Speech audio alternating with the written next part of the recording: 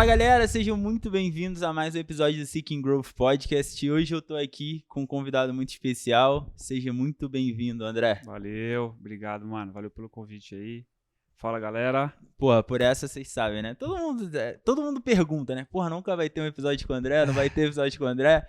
Já foram, sei lá, 5 anos quase que o podcast tá no ar aí. E a gente ainda não tinha tido a oportunidade de gravar. E hoje podem ter certeza que eu vou dar o meu melhor aqui pra esclarecer todas as dúvidas que vocês tenham, tá? A gente vai dividir esse episódio em 2, na verdade, né? Nessa primeira fase, nesse primeiro episódio, eu vou explorar bastante da história do André, né? Que eu acho que ele ainda não contou de uma maneira mais detalhada, né? Seguindo uma linha do tempo em lugar nenhum. Então, porra, da onde que o André começou a praticar esporte? Como é que foi a criação? O que ele acha de família, né? Essas dúvidas que eu tenho certeza que vocês têm, a gente vai explorar aqui. E aí na segunda se preparem, porque o pau vai quebrar, que é o André Atleta que vai chegar aqui e vai trazer alguns conselhos, algumas dicas, né? Que ele leva pra vida pra vocês, beleza? Andrezão, Bora. Primeiro uma breve introdução, né? Quem é o André? Pô, primeiro, obrigado pelo convite. Prazer estar aí. A gente tentou marcar algumas vezes, acabou que não deu certo. Mas legal que nós estamos aí.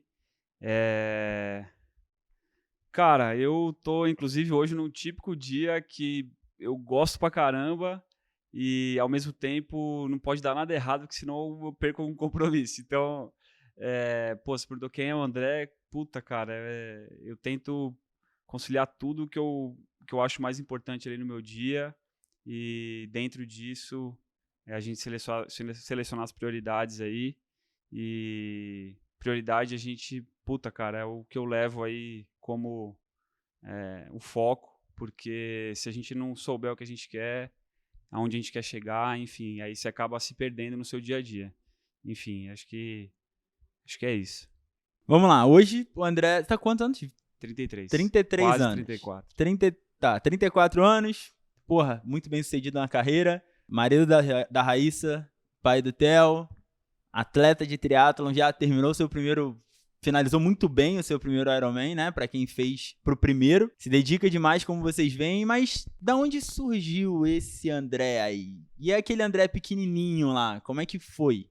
Cara, se a gente puder falar, vai começar com uma linha do tempo para não me perder também. Sim. Aqui.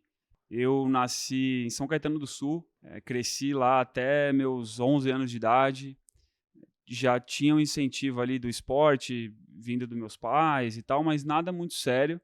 E aí, por motivos assim de família, lá a gente decidiu mudar para Granja Viana, até por ter mais espaço, por ter mais contato com a natureza, porque na época a Granja, hoje em dia a Granja ainda é legal, mas na época era um lugar quase um interior, assim.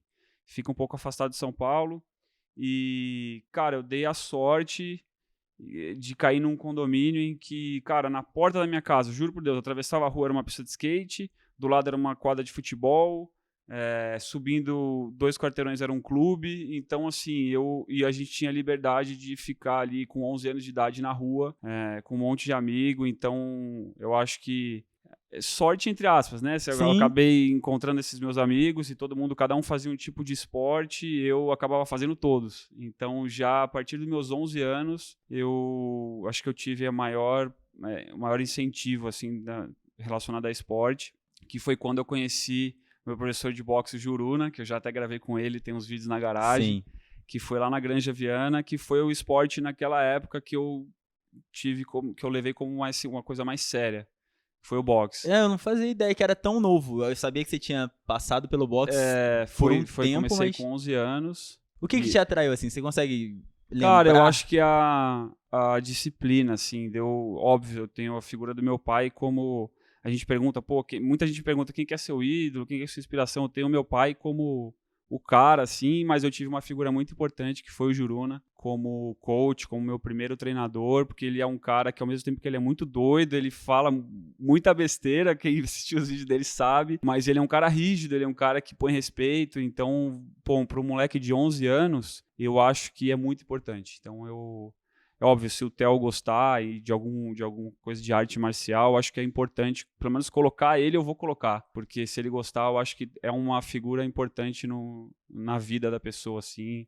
independente se é homem, se é mulher, eu acho que é legal passar por isso. Acho que vai moldando, né, o caráter, vai... Porque é uma figura diferente do pai e da mãe, assim, porque tem coisa que pai e mãe você consegue ir até um certo ponto. E eu acho que, como professor de arte marcial, assim, o Juruna teve um papel importante com essa coisa de disciplina, de me fazer... Óbvio que veio muita coisa também de dentro e do espelho que você tem em casa. Mas o Juruna teve um papel importante de me puxar, de fazer eu estar lá todo dia, de me cobrar estar melhor no dia seguinte. Então, assim, a gente é novo. Tem um monte de churrasco, tem um monte de festa, tem um monte de coisa. E, cara, eu lembro de eu deixar de tomar uma cerveja num churrasco, porque no dia seguinte eu sabia que o bicho ia pegar no boxe, sabe? Então eu falava, cara, eu não vou, porque eu quero acordar... E, com 15 anos de idade, eu pensar, 16 anos de idade, quero acordar bem amanhã, porque eu quero estar bem pro boxe. Então, assim, e ele me puxava para isso. Então, eu lembro disso.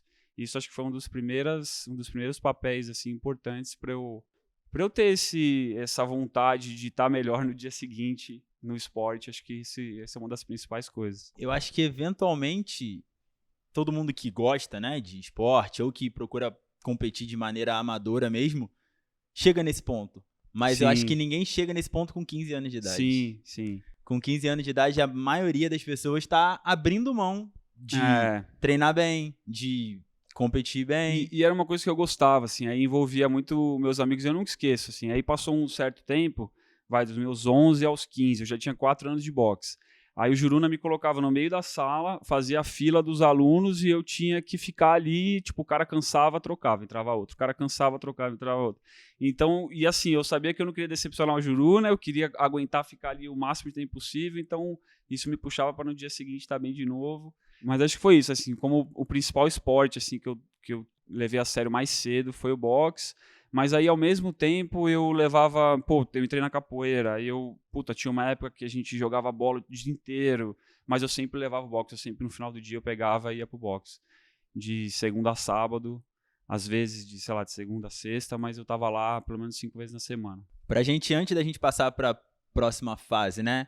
E como é que foi em relação à escola durante esse tempo? Como é que foi o André em relação à escola, né? Durante a adolescência ali? Cara, eu estudei no Rio Branco, uma escola até famosa aí. Tem o Rio Branco aqui de São Paulo, tem o Rio Branco da Granja, tem um puta campão de futebol, eles também incentivam bastante esporte, mas eu não acho que a parte do esporte eu tenho alguma coisa ligada por conta da escola.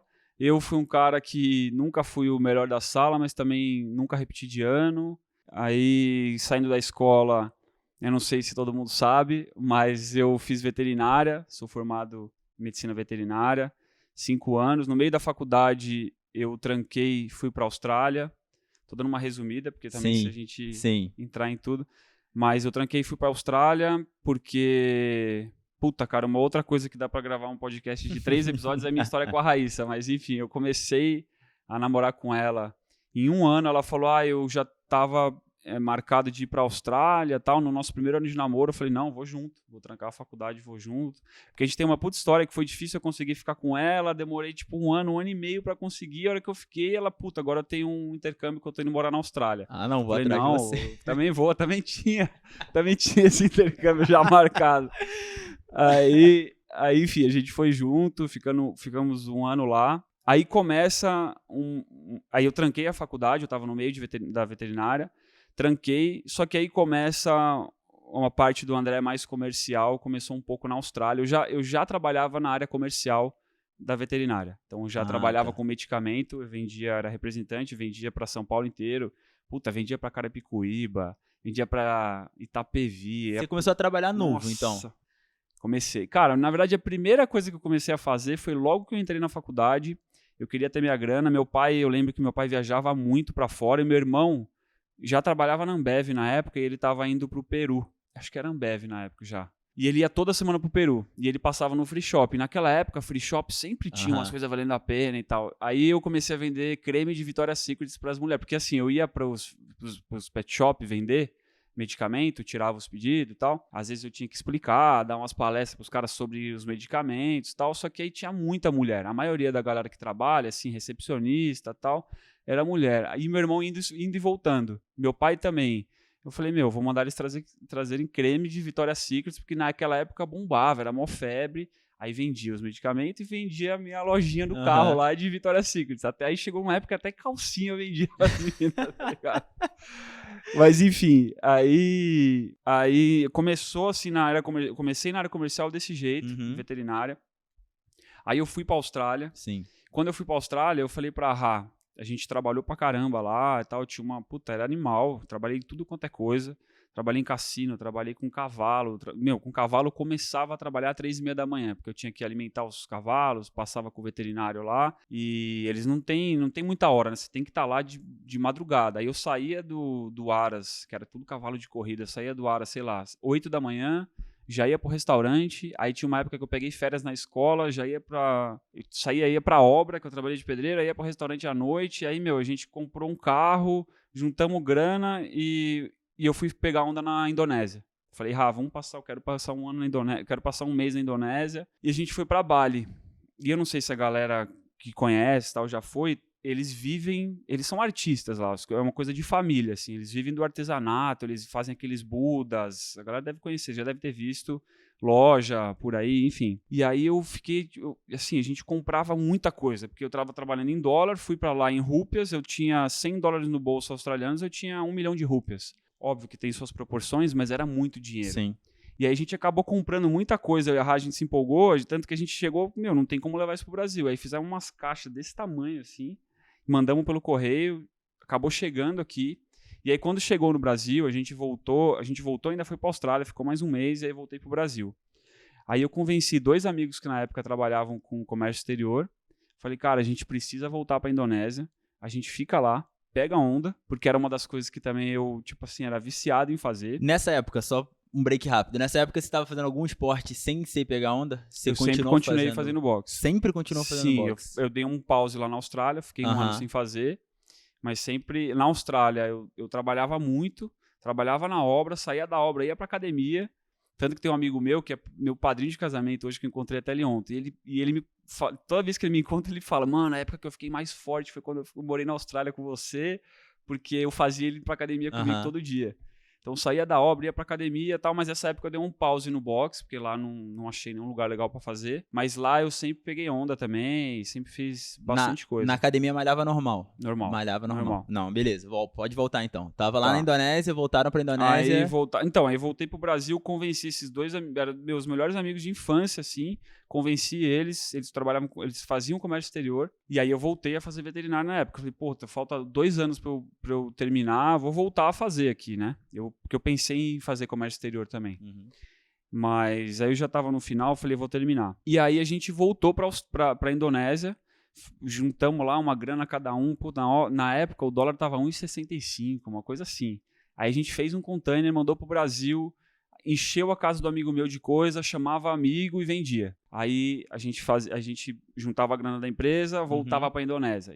Nessa eu fui 5 vezes com ele, tanto que a gente alugou um galpão, aí a gente saiu do galpão, alugou um galpão bem maior na Raposo Tavares ali, trabalhava de domingo a domingo, ia pra faculdade, fazia boxe, fiquei nessa correria durante um tempão, aprendi muito mesmo, naquela empolgação, assim, de vou unir o útil ao agradável, vou pra Indonésia pegar onda, vou trazer coisa para vender, vou terminar a faculdade, então, assim, foi uma loucura, mas, assim, aprendendo muito e tava feliz, porque eu sabia que eu tava juntando grana para fazer uma coisa que eu queria muito, que era pegar onda na Indonésia, que é um dos melhores lugares do mundo. Sim. E aí, nessa, a vizinha da Raíssa, que é muito amiga nossa também, conheci um cara que trabalhava na Prudential e, Prudential comercial. Um dia ela falou pra mim, puta, eu acho que você tem a cara de trabalhar lá, eu vou comentar com esse meu amigo e vocês conversam. E aí acabou que deu mó certo. Faz 8 anos que eu tô na Prudential hoje, tenho uma franquia, né? Sou um franqueado da Prudential. E, cara, aí eu tenho minha carteira na Prudential hoje, tenho mais de 800 apólices. Hoje eu trabalho com planejamento e proteção financeira. É uma coisa que é muito legal, assim, ao mesmo tempo que é um trabalho pesado, entre aspas, porque é um assunto pesado, é uma coisa que brasileiro não está muito acostumado, que é o seguro de vida, mas é um seguro em vida, é um seguro que não é uma coisa que o cara pensa só quando ele morre, ou enfim, é uma coisa que quando todo mundo está lá dando um abraço ou na família ou no cara, que é um momento muito difícil, eu estou levando às vezes um cheque de mais de 1 milhão, E eu já fiz isso, estou lá 8 anos, já paguei vários benefícios. E é a conclusão do meu trabalho. Assim, é um negócio que é pesado, mas é muito legal, assim, de concluir o nosso trabalho. Cara, acho que é isso. Eu dei um passo Que ele grande corre. aí, Agora enfim. vamos lá, agora vamos esmiuçar. Pra quem não sabia com o que o André trabalha, por que volta e meia ele tá de terno, pá, todo arrumado, tá aí, ó.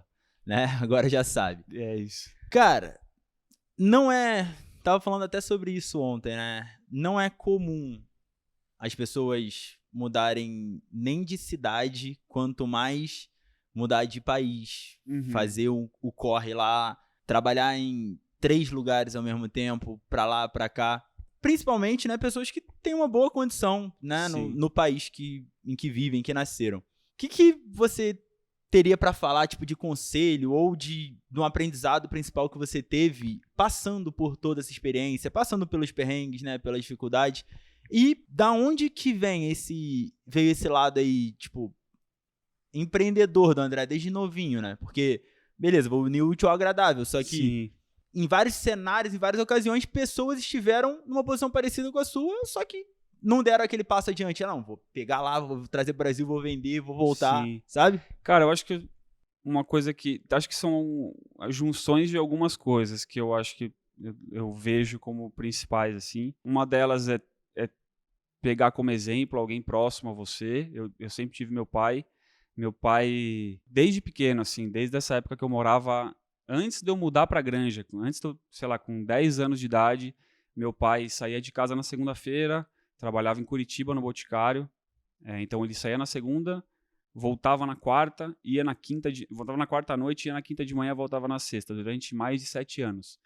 E, tipo assim, sempre dando conta de tudo, sabe? Então, uma coisa que foi um exemplo muito forte que eu tive, de que é possível, de que a gente consegue dar um jeito. E eu sempre tenho um negócio que vocês podem ver aí, que na época eu trabalhava com vendas, meu pai e meu irmão traziam as coisas para mim, eu vendia, trabalhava com um negócio de veterinária, aí comecei a trazer, estudava. Então, eu sempre fui um cara que eu preciso fazer mais de uma coisa ao mesmo tempo. Eu não funciono fazendo uma coisa só. Então, quando eu comecei mais sério na Prudential, foi quando o CrossFit começou a ficar sério para mim também. Então, me apeguei ao esporte. Tudo bem que na época o CrossFit era zero financeiro, pelo contrário, eu sempre gastei com ele no início. Sim. Mas depois isso foi ficando mais sério, então eu consegui relaxar e focar minha energia bastante no CrossFit, porque ele também me trazia um lado financeiro. Hoje em dia, eu tenho, óbvio, eu trabalho na Prudential, que é o meu principal, sempre vai ser, eu tenho que ter essa noção, eu tenho que saber o que paga minhas contas, eu tenho o Theo hoje pequeno, então eu tenho que ter essa noção, mas ao mesmo tempo eu sei que se eu não tiver o esporte, se eu não tiver fazendo isso aqui, se eu não tiver na garagem, se eu não tiver gravando os vídeos, a Prudential também não vai rodar bem. Então, porque eu me conheço, porque eu sei que eu preciso disso. Então, acho que a pessoa precisa se conhecer. Tem muita gente que não funciona assim. Sim. E tudo bem também. Então, você foca a sua energia. Tem gente que trabalha muito bem num lugar só, precisa ficar ali quietinho, fazer as coisas dela e tal. Mas eu sei que eu não funciono assim. E outra coisa, hoje em dia eu sei que se minha fonte de renda é uma só, eu não funciono também. Então, eu preciso saber de onde está vindo, de onde vai vir. Para eu conseguir relaxar e treinar bem, e trabalhar bem. Enfim, eu acho que além do exemplo, dentro de casa, eu saber como eu funciono. Para se alguma coisa estiver saindo do planejado, eu preciso voltar, entendeu? Tem um livro, Originais, não sei se você ouviu falar, Adam Grant. Não. Ele fala, tem uma parte lá que fala assim, ele fala, cara, pra pessoa ser original, né, pra ela conseguir ser ela mesma, conseguir fazer tudo que ela quer, ela precisa de uma mínima base de segurança. Sim. E parece que é basicamente isso, né, tipo, pra você conseguir treinar, a gente vai falar mais sobre isso, 8 horas por dia de vez em quando, você precisa saber que, não, aquela parte tá coberta, certo, aquela parte tá coberta. Não, senão como é que você treina? Exato. Como é que você senta na bike e fica lá 4, 5 horas com uma preocupação que não dá, Exato. não dá. É diferente você fazer um treino de 1 hora e meia, que aí você dá uma esquecida, sofre um pouco no treino, mas enfim. Ainda mais ali na bike paradão, imagina, meu irmão, imagina, você pensa todas as paradas que tem pra fazer. Mas, caminhando já pro final dessa primeira parte, sobre família, André, o quão você também acha que é importante ter aquela base ali? Porque, porra, a gente tem que pensar nos dias de hoje, né, nos dias atuais. E não é uma coisa comum hoje em dia, né, não é normal. Você e a Raíssa começaram com 16, 17, 18? com mais tarde? 17, cara. 17 anos, é. Vocês estão juntos já há 16 anos. 16 para 17 anos. Então, já estão juntos. É. Então, fala um pouquinho Cara, sobre eu acho essa que- parte, assim, sabe? Eu acho que é até difícil de dizer o quanto que é importante isso, mas, enfim, tirando a parte de exemplo do meu pai, falei muito do meu pai, mas, Sim. pô, tenho minha mãe que, enquanto meu pai estava fora, minha mãe que segurava a bucha. Aham. Eu tenho um irmão mais velho e minha irmã mais nova, então você imagina como é que era a guerra em casa. Então eu tenho muito esse exemplo dentro de casa. Cara, a questão da Ra é muito, assim, eu tenho até que tomar um pouco de cuidado pra falar, pra galera não digo desanimar, mas assim, eu tenho um puta privilégio, uma puta sorte de ter conhecido ela tão novo, porque você não tem interesse de grana, cara, é um negócio que, tipo, é difícil, e se passar, e hoje em dia, se Deus me livre acontece alguma coisa, inconscientemente você vai ter esse interesse, você vai julgar a pessoa, você vai escolher uma pessoa por conta disso. Quando você é criança, não. Sim. Então acho que começa por aí. Ela sempre me apoiou muito. Só por isso que foi possível e é possível fazer tudo que eu faço, porque eu tenho esse apoio dela, porque senão também dentro de casa não funcionam as coisas. Então se não estiver funcionando, aí vai gerar aquela preocupação e aí vai gerar aquele negócio que já Sim. volta naquela mesma coisa de treino longo, que seja curto também. Você não consegue Sim. dar o seu melhor se você não está 100%. Então, tanto que hoje em dia ela não consegue torcer igual ela torcia ali na arena do CrossFit e tal, e ela sente falta disso. Mas aí eu falo pra ela, pô, calma, daqui a pouco a gente tá indo viajar de novo, vai ter... E no dia do Iron é um dia muito especial, um dia muito emocionante, muito mais do que na arena. Eu nunca esqueço eu abraçando ele, chorando. Mas é muito mais do que na arena do CrossFit, mas também cada um tem sua vantagem. O CrossFit você tá ali, você consegue torcer de perto, você consegue berrar, eu consigo às vezes olhar e ver a pessoa. No Iron é muito difícil, mas ao mesmo tempo a emoção é muito grande no final. Então E aí eu sempre falo pra ela, pô, calma, a gente tá indo e tal, daqui a pouco a gente vai viajar de novo, vai ter mais prova, inclusive agora começam mesmo as provas, e a gente vai conseguir aproveitar bem esse lado. Mas... cara, não sei nem te dizer assim, o quão importante é, porque Acho que faz parte, né? acho que ficou claro, né? Acho que deu pra ficar claro, principalmente pra quem tá vendo o vídeo. Se você não tá vendo o vídeo, veja o vídeo, tá? Canal da Hopper. E, pra fechar mesmo agora, o que mudou quando você se tornou pai? Cara, já me perguntaram isso. Eu acho que é difícil explicar também, mas é uma coisa que a gente só... Tipo, quando nasce, assim, quando o Theo nasceu, foi uma coisa que, tipo, pô, beleza, ali no dia, tal, não senti tanto, mas conforme ele vai crescendo um pouquinho, assim, ele vai olhando pra você, ele vai reagindo, é uma coisa que, tipo assim, meio que se torna parte de você, assim, é difícil de explicar, é só você passando por isso pra você entender mesmo, porque eu não entendia antes. E não digo que eu entendi quando ele nasceu, porque acho que cada um também tem um sentimento diferente, mas eu já conversei bastante isso com a Rai, e pra ela é a mesma coisa, assim, conforme ele foi crescendo, agora acho que daqui pra frente, não sei se muda muito, porque já tá num nível, assim, que acho difícil mudar, mas conforme ele vai crescendo, ele vai interagindo com você e tal, é muito legal, assim. Mas não sei se você quer perguntar uma coisa especificamente, tipo de esporte, tipo, ou pra vida, tipo, ou pra no meu dia a dia. Na maneira como você vê o seu dia a dia. Tipo assim, deu um gás a mais, Cara, estímulo a mais. Eu não acho que o Theo me deu um gás a mais no esporte, ou que o Theo me deu um gás a mais no trabalho, mas ele traz uma felicidade, uma sensação diferente, com certeza. Entendi.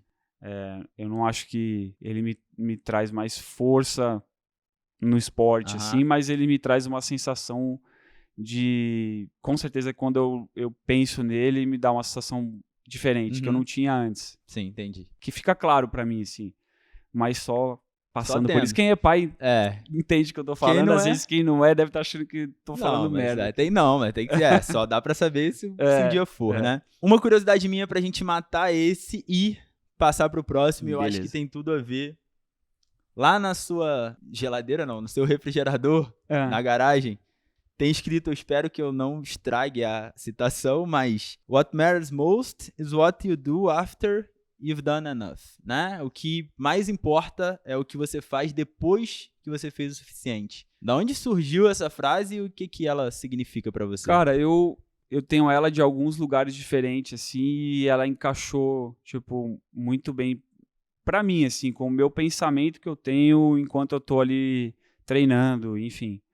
E pra vida também. O Henrique, meu coach do CrossFit, que eu também não falei aqui, mas é um cara que tem um papel muito importante no esporte pra mim. Ele, sempre que eu tava desistindo já, que eu já tava morrendo no ódio, ele falava, cara, é agora que faz a diferença. É agora que começa, é agora que você tem que se preocupar, é agora que... E um outro amigo meu, quando eu tava fazendo um Gil um pouco mais sério, me mostrou essa frase. E aí, na hora, me veio o Henrique na cabeça falando, quando eu tava morrendo no ódio, eu falei, cara, essa é a frase que... Aí eu acabei até escrevendo e colocando lá. Mas foi essa junção aí que surgiu essa frase. Show. Eu acho que é uma frase que geral tem curiosidade. Eu gosto muito de citação, né? Então eu falei, meu irmão, não posso perder essa oportunidade. Eu gosto muito dela também. Galera, no próximo episódio, vamos falar agora sobre a carreira de atleta do André. Agora a gente vai esmiuçar tudo, vai falar sobre como tá sendo, né? O que vem pela frente, porque ele só fez uma prova de Iron, né? Mesmo. Então tem muita coisa pela frente aí. Se você gostou, não esquece de se inscrever aqui no canal, deixa o like nesse vídeo e já ativa as notificações para saber na hora que sair o próximo. Valeu, um abraço e até já. Valeu.